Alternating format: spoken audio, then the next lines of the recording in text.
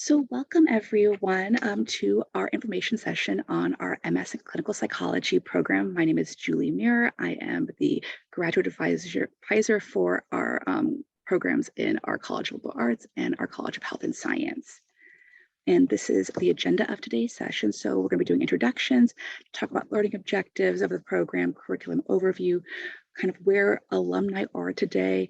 We'll go over admissions criteria, how to finance your time at Benedictine, what it takes to become an Eagle, and then some information about staying in contact with myself and our program director.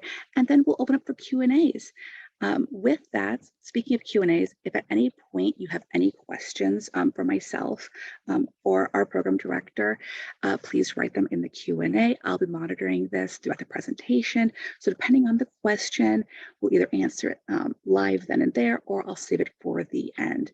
Additionally, like I mentioned, this session is being recorded and live transcript is available for anyone who would like it. You can find this in the on the row of options where the Q&A is listed. And with that, I'm going to go ahead and let my colleague introduce herself.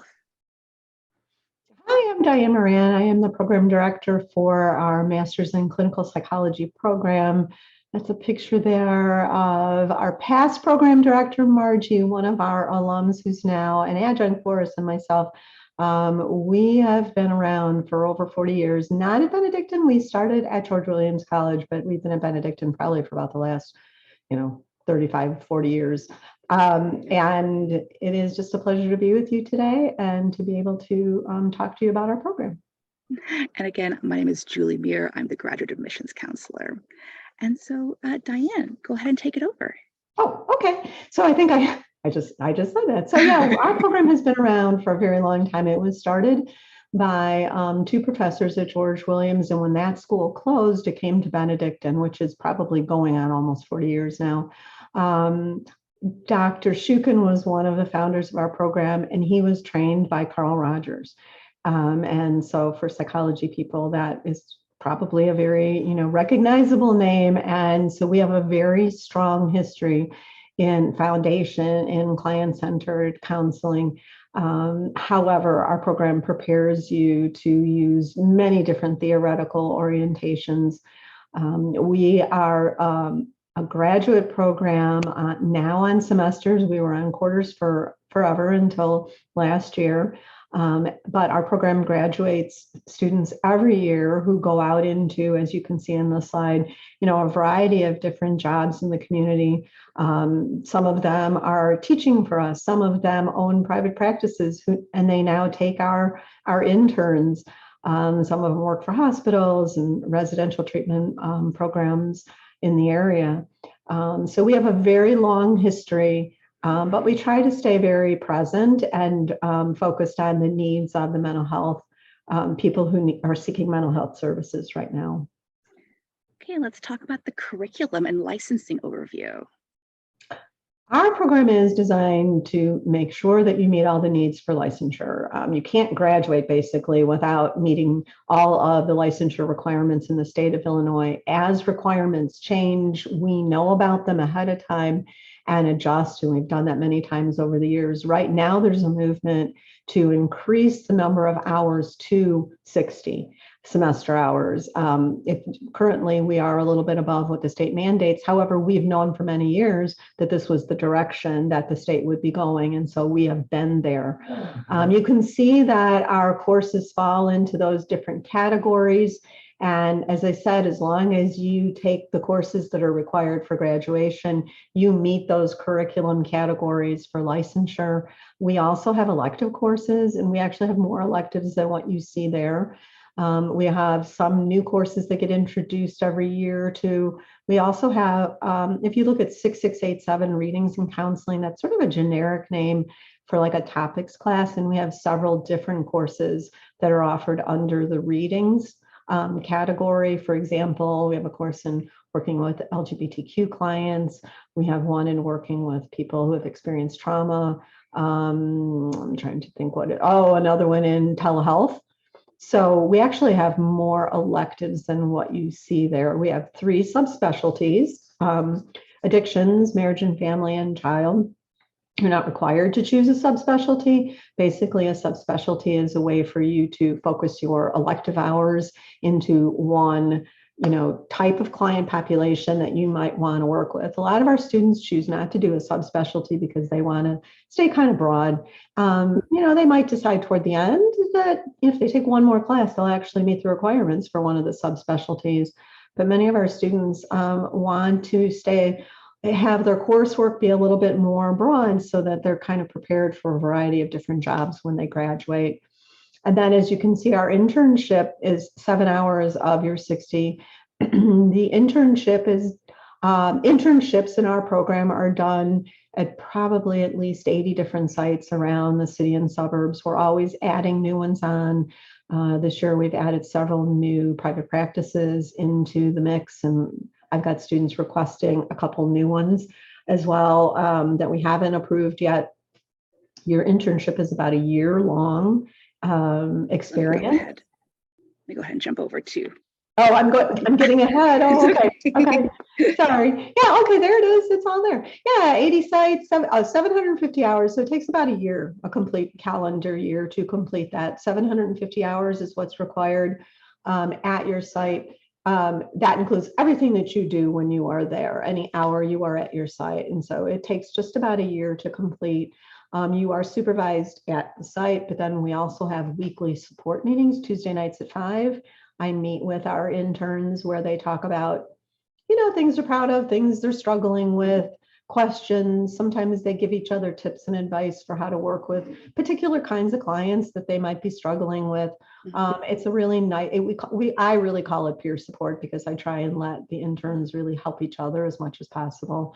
But it's just another layer of support then that our students have in addition to the supervision that they get at their site. I can mention, now that we're here, that our sites are at hospitals, intensive outpatient programs, residential treatment, community mental health, private practices. Some are located in schools. Some schools contract with private agencies to send therapists into the school systems. Right now, almost all the new sites that are being added are private practices. Private practices are just busting at the seams. There is a mental health crisis right now, as we all know, and people are seeking services more than ever before. So a lot of the private practices are looking to grow. They're hiring. I mean, it's a great time to be going into this profession because the jobs are plentiful. The private practices are looking to grow not only in terms of hiring, but also expanding to include interns, maybe where they never had interns before. And most of that is in an effort to try and work down the long waiting list that a lot of these private practices have. I kind of said earlier that a lot of our alums, at some point down the road may start their own private practice. And so lately I have approved several sites that are private practices in the community that are owned by alums of our program. And I love that because then I know that our students are getting, a really high quality experience at their internship site. I know that the sites know what our students can bring to their practice, but also they know what we need in terms of, appropriate experiences and appropriate supervision. So I'm pretty excited about that. So I do have a question. Are students placed into the internship or do they need to find their own internship? That's an excellent question. It's a combination. We have over 80 approved sites. And that number is constantly shifting. Programs close, we add new programs in, but 80 is a good number the last time I counted, just to give you an idea of how much variety there is in sites. So when students are ready to start the process of looking for their internship, we have a very, specific process that we have them go through. And one step in the process is to go to a online website where we have all of our sites listed with information, and they choose from that list their top 3 to 5 sites that they're interested in. And then they set up a meeting with me where we discuss sort of the pros and cons of each of those sites. And then by the time they leave that meeting, generally speaking, they have one site now that they know is the one they want to pursue.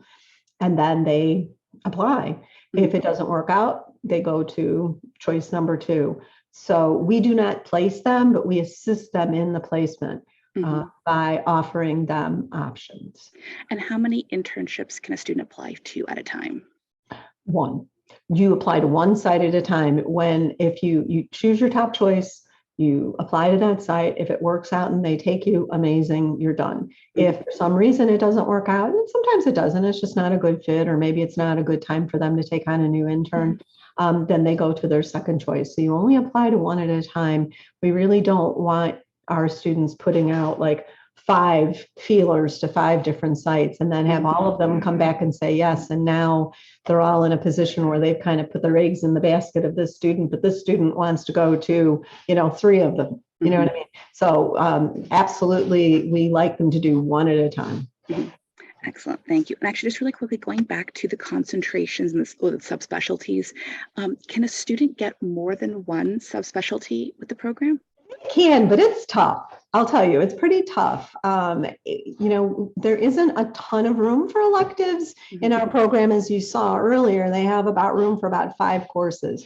So what we find is that, it is possible, but I would say that if they did more than one subspecialty, there's a good chance they're going to go over 60 credit hours, which is fine. It costs the student more, obviously, because in our program, you pay by the hour, right? So if they graduate with 62 hours, that's wonderful. However, they've paid for 62 hours, and that is fine from my vantage point.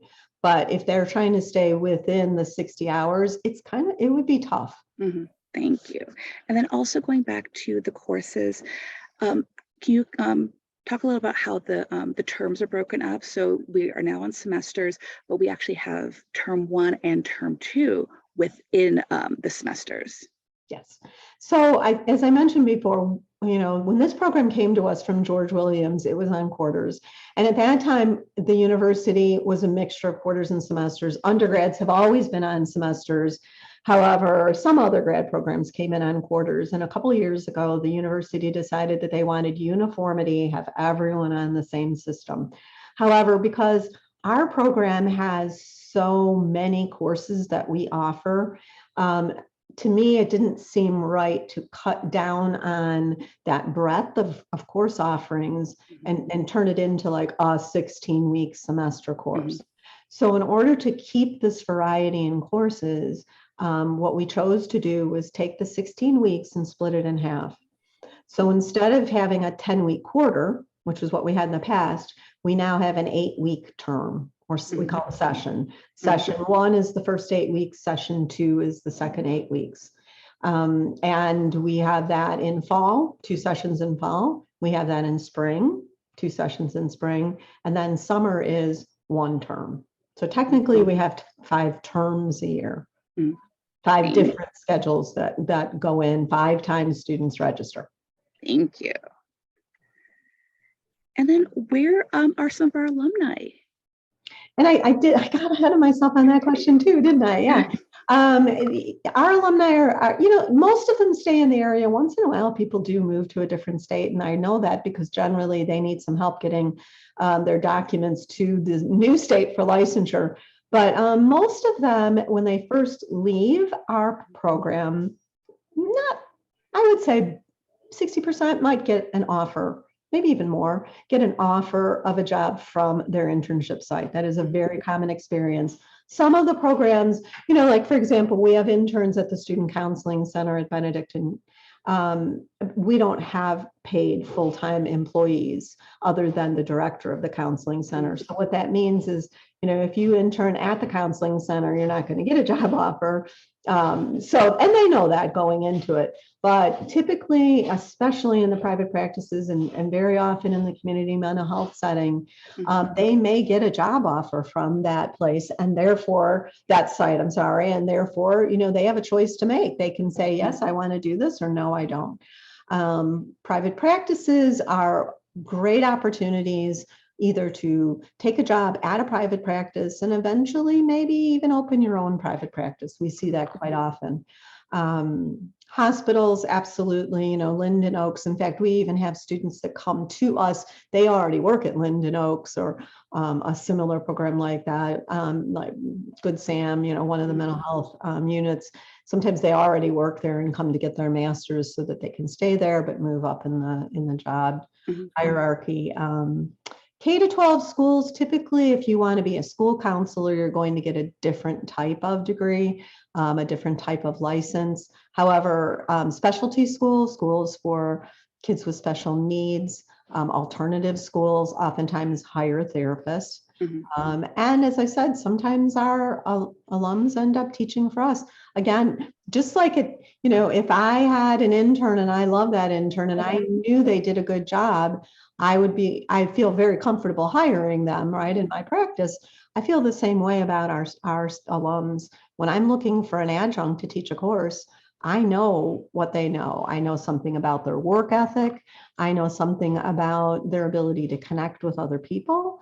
And so I like to hire our alums as adjuncts, and we have several. Actually, do you want to talk about how Benedictine prepares the students for the licensure exams? Absolutely. So our students have always done extremely well on the licensure exam. Our passing rate has always been above the national average. And when our students are close to registering for the test, we offer a test prep class. And it is now, thanks to COVID, you know, we've got a lot more knowledge about how to offer online courses. So the test prep class is an online, it's, you know, 8 weeks, it's 1 credit hour, but it not only provides you with the materials, but it keeps you sort of on track studying for your licensure exam. So, I mean, that is one way, but I think, not to sound like I'm tooting my own horn, but I mean, our curriculum basically prepares them for the licensure exam, because even students who don't take the test prep class still do exceptionally well. So I think it's just the curriculum. I think part of it is because, you know, we do offer that variety of classes. We do require 60 semester hours where other programs might be at 48. And because of that, I think our students are just better prepared for the test. The other thing is we have an association with the NBCC, the National Board of Certified Counselors, which, because of our affiliation with them, we are allowed to let our students register for and take the test before they graduate. And that is a huge perk. It used to be in the old days, they actually could take, believe it or not, they could take the test on campus. That was an enormous perk, but the NBCC stopped doing that. And particularly not with COVID, everybody has to go to these Pearson testing locations. But they can register and sit for the exam before they graduate. So what that means is that, assuming they pass the test, which, as I said, most of them do, that means when you're out there job hunting, you can say, okay, I don't have my license yet because I haven't graduated, or I've just graduated, but I have passed the exam. And that's a huge hurdle. Whereas another person who's applying for that job who hasn't already passed the test, the employer doesn't necessarily know if they're going to pass the test. So once you pass the exam, getting your license is just a matter of submitting paperwork and waiting for the state of Illinois to process your paperwork, which can be time consuming. But again, the perk is to say, I've passed my test. You know, I can show you my, proof of that. So you know that it's now just a formality for me to get my license. Would you say that's also a reason why a number of our graduates get jobs from their internship location, because they know that the students have passed the exam? I mean, it could be, but I think that honestly, a lot of that is just the fact that, like, if you've had somebody at your facility for a whole year, you know their strengths, you know their weaknesses, you know if they are teachable, you know if they respond well to feedback. Plus, they already have a client load. And so if they were to hire you, you continue on with the clients that you've been seeing as an intern, you continue on with those clients, which is lovely for the clients, because then there's continuity in treatment, and they don't have to suddenly go from like, oh, I had an intern for a year, but now I'm being switched to either another intern or, maybe, a staff therapist. Thank you. And then I just want to go over some admissions requirements. So to apply for the program, we do require two statements. One is an autobiographical statement, and the other one is a goal statement. I kind of look at these statements as your autobiographical. What has brought you to want to choose this program? And then the goal statement is, what do you hope to do with this degree following graduation? And then additionally, we would like your current resume, 4 letters of reference, your official transcripts from every institution that you've attended, and then note that there are 3 prerequisites: a general psychology class or an intro to psychology, depending on where you took the class, an abnormal psychology class, and a basic statistics class. And then once all that is submitted, then you'll have an admissions interview with Dr. Moran. Dr. Moran, regarding the students who come to this program, do they have to have a BA in psychology, or can students from any walk of life come? Any walk of life, which I think adds a lot of richness to our program right now. I mean, we have had lawyers. We've had people who worked as lawyers for many years. We've had teachers, nurses, people like coming from like business, stock market, things. And you say, like, really, this is an interesting switch for you. Like, but no, we have people who come to our program having had many years or even just a few years of work experience in different fields. As long as they have taken those 3 course prerequisites, then we are, and their goal statement and their autobiographical statement and their interview all indicate that they know something about the field, they know what they're getting into, they know what to expect. Then, we feel like they have something to offer, and we're very happy to take people in our program who don't have a bachelor's in psychology. Just to note too that we call those prereqs, but technically you have to have 2 of them completed before you apply. Mm-hmm. The 3rd can be taken after you're accepted into the program. That happens once in a while. Mm-hmm. Sometimes people just never took, abnormal. They may have even had a psych major and never took abnormal. Mm-hmm. So sometimes they will take that. They'll start our program and be maybe taking an online, undergrad abnormal course at the same time. They can come from community colleges. It doesn't, where those courses come from is not relevant to us. Thank you. Actually, we have a great question in the chat. But if I got my general psychology credit from my high school AP credit, does it still count as the prerequisite, or does the student have to take the actual course in college? No, the AP credit counts. And that's happening more and more, absolutely. Because your AP credit most likely went into your transcript as an undergrad, right? And it's being counted at your university already as intro to psychology or general psychology. So yes, we definitely accept that. Thank you. And then we do have GPA requirement of 3.2 or higher. If you are below that, then we do ask students to take the MAT, the Miller Analogy exam or test. However, there is a little bit of flexibility with that. If your GPA is just below that, reach out to myself and I'll contact, Dr. Moran. And, every student's situation is different. Here at Benedictine, we actually holistically look at the student. So it's not, cut and dry, you have to have this GPA. We look at everything holistically. And then for our international students, we do require that they have a course-by-course evaluation done by one of the evaluation agencies. We typically use either WES, ECE, or Ed Perspectives. Additionally, we need to have your most recent passport to be attached into your application, and then your TOEFL exam if the courses you took were not in English. If you're planning to apply for spring 2023, we'd like the international students to have their applications completed by December 12th of this year to sort of get them, make sure there's enough time for your application to be reviewed, as well as working with our international student services department in getting the proper visas. So this program is, you can complete it in 2.5 years full-time, or you can go at your own pace, taking the classes at a part-time level or a part-time status. You can start, spring, summer, or fall semester. And then actually, can a student start, let's say, term B of spring 2023? Yes, absolutely. They can, which would be right after spring break, which I think is around March 20th, I think is the second session of spring this year. Excellent. So yeah, so you have multiple opportunities to apply for this program, and then additionally, we do admit students on a rolling basis. So basically, once we will admit students, very close to when the program starts.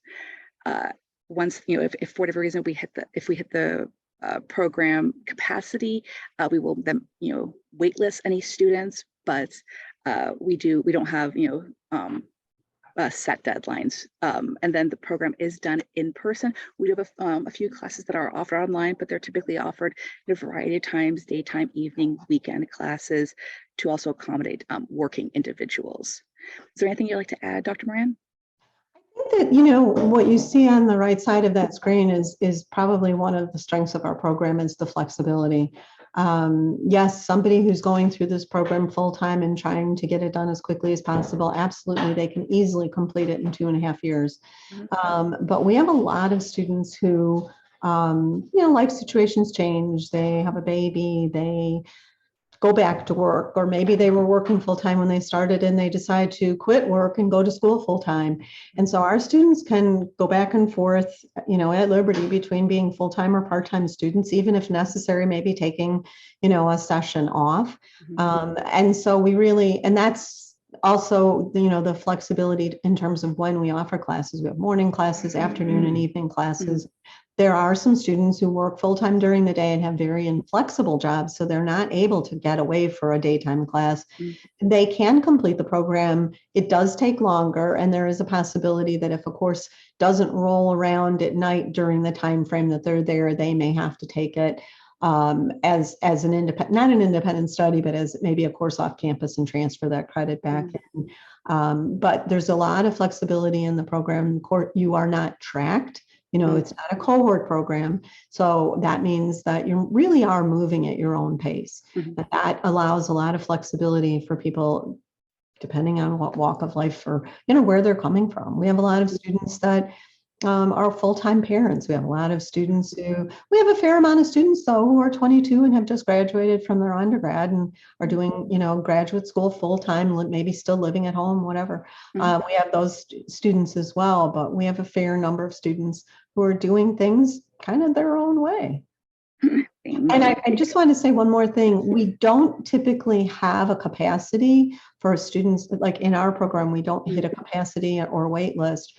But what we do have, especially moving into spring semester, is at some point after, the middle of December, when final exams are completed and grades are completed, I will not be on campus to be setting up interviews. It's a little easier when people start in the fall, because I can kind of almost like interview them all the way up right till the 2 days before the fall term starts. If you're interested in spring, it's really important to get everything in before as early as possible, so that you can have your interview, be advised, if you're accepted, be advised, and have your spring classes already set. Thank you. There you go. So financial options. So how to finance your time here at Benedictine. We do recommend students, if you need to take out loans, do go through FAFSA, just because it is it's better than getting any sort of private loans. You can get official graduate student loans. Benedictine also offers interest-free payment plans. That is something that works for you. Additionally, if you are employed, you might want to reach out to your employer to find out if they offer any discounts or reimbursements for going to graduate school. So that's definitely something that you want to reach out to, again, if you are currently employed. The scholarships that we do offer, if you are a current Benedictine student or a Benedictine alumni, we do have an alumni scholarship that is a 25% off tuition discount to go continue with Benedictine for your graduate degree. Additionally, we do offer scholarship discounts for active and retired military, government, or nonprofit employees as well. And that's ranging between 5 to 10%. Oh, another great question. When is the application open for fall 2023 admissions? We're going to open that in January. However, if you already have an active application, you can always email me, and I can go ahead and manually move it over, but it won't officially open up until early spring.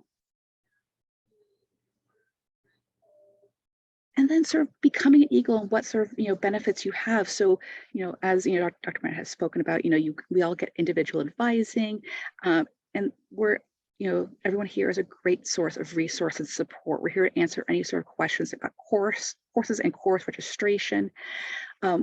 Even though I'm an admissions counselor, if you have any questions throughout your time here at Benedictine, I'm always a resource. If I don't know the question, or if Dr. Brandt doesn't know the question, we will always volley between each other and other departments. We have great contacts throughout the entire university. Additionally, we do have an academic support center. We have a wide alumni network and have various events. And then we also have an Office of Career and Professional Development, and they are ready and willing to help our Benedictine students and alumni do resume work, doing proofing any sort of like essays that you may need for possible internships or following exams. Also, just recently, I saw that they were offering headshots for free for students. So just something simple like that to update your LinkedIn profile. So stay in contact. There's my email address and phone number. And then if you hover over that QR code, you can go ahead and schedule an appointment with me. I'll take you directly to my bookings link, which is up to date with my active schedule. So go ahead and schedule an appointment with me. And I'd love to talk to you more about this program. Then also on the little page is our link to our graduate events. So you can schedule a tour, see other graduate events that we are offering, and then check out other webinars that we are offering as well on that homepage. And then with that, are there any other questions? I know we had a few that came through during the session, but this is a great time to, if anyone has any additional questions, to ask myself or Dr. Moran, or again, just shoot us an email, schedule an appointment. Again, we're happy to talk to students to go over any specific situations or questions they may have regarding their own individual application. If I can offer, my email address is dmoran, DMORAN @ben.edu. If you have anything that you want to know specifically about our program, our curriculum, feel free to email me directly as well. Okay, great. Okay, so we have no questions in the chat, so I'm going to go ahead and wrap this up. Thank you again for joining us, Dr. Moran. Thank you so much for sharing all of your tips on the program and just sharing everything about the program. And with that, I hope everyone has a lovely rest of the day. Take care, everyone. Bye. Bye, Julie. Bye.